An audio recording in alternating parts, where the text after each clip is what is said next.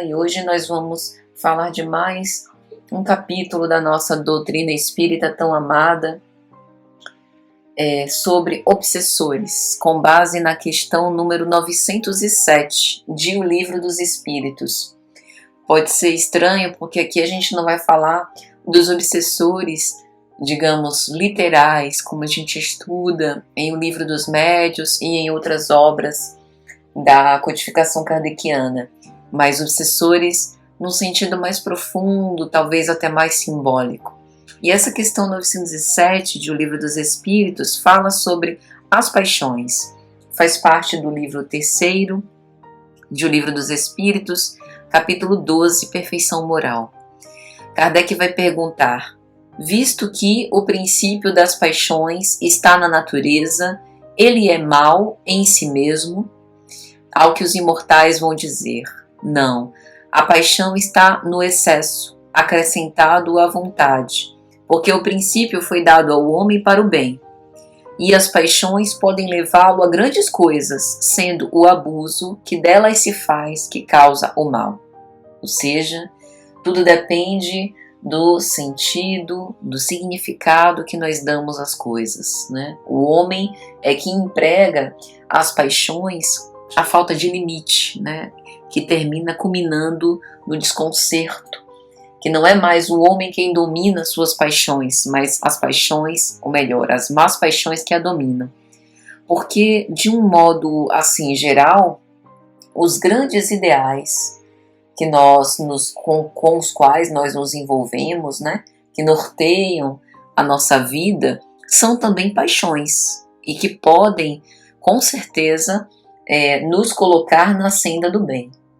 Então, nesse contexto, a gente poderia chamar de obsessão, né, aquilo que nos perturba, que nos inquieta, que acaba se convertendo numa monoideia e fazendo com que a gente perca domínio, autocontrole sobre aquilo. Na obra Espírito e Vida, pelo espírito Joana de Ângeles, psicografia de Divaldo Franco, ela vai nos fazer refletir, né, que o amor pervertido é um obsessor impiedoso, que a maledicência contumaz é um corrosivo aniquilante, que o egoísmo vigoroso é um verdugo cruel, que o despotismo é um companheiro da loucura, que a revolta permanente é sequaz da morte.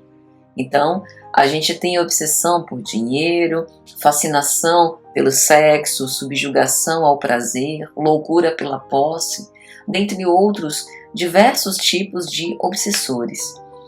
E esses nascem, na verdade, no íntimo dos nossos corações, todas as vezes que nós nutrimos as más paixões.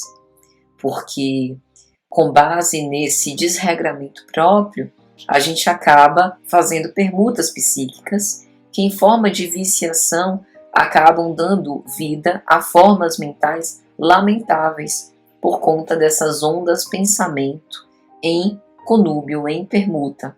Né? E quais seriam os antídotos valiosos para essas diversas modalidades obsessivas? Né? Nós aprendemos com a doutrina espírita que o governo dos nossos impulsos se dá pela reforma moral.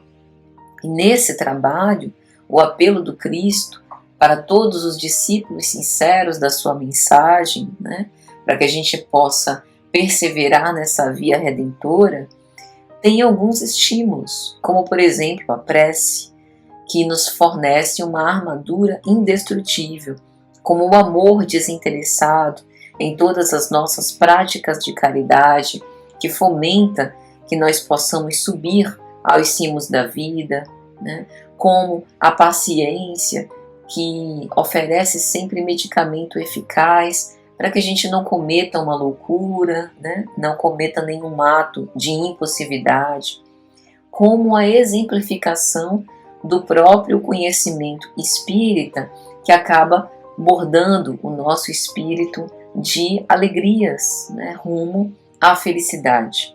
Então, que nós possamos nos prevenir contra esses obsessores que acabam nos desvirtuando do caminho do bem, fazendo com que a gente perca o nosso controle, não menosprezando essas pequenas migalhinhas cristãs nessas ações santificantes de cada dia. Precisamos recordar que se nós queremos atingir, né, o ponto mais alto da montanha, começamos pela base.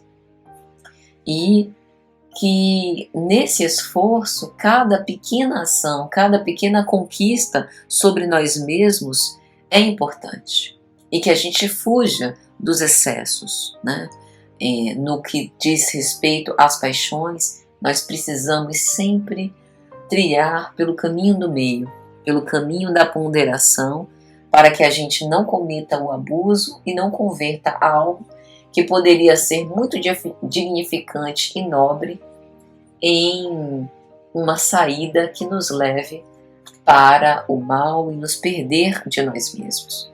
Joana de Ângeles ainda vai dizer, na obra Espírito e Vida, que sábio e humilde, Jesus silenciou no pretório a própria defesa, e todavia erguera muitas vezes a voz para instruir o fraco e o oprimido, clareando as mentes e os corações com a luz dos seus ensinos libertadores de obsessão e obsessores, deixando-nos esse legado inestimável na nossa tão amada doutrina espírita, que tem como base o Evangelho de Jesus. Então que nós aprendamos com o nosso Mestre sempre a esse caminho da ponderação, buscando os recursos que dispomos para ter uma vida mais equilibrada e, por conseguinte, também mais feliz. Um grande fraternal abraço a todos, meus amigos. Espero que essas reflexões tenham sido de alguma sorte úteis e até a próxima, se Deus quiser.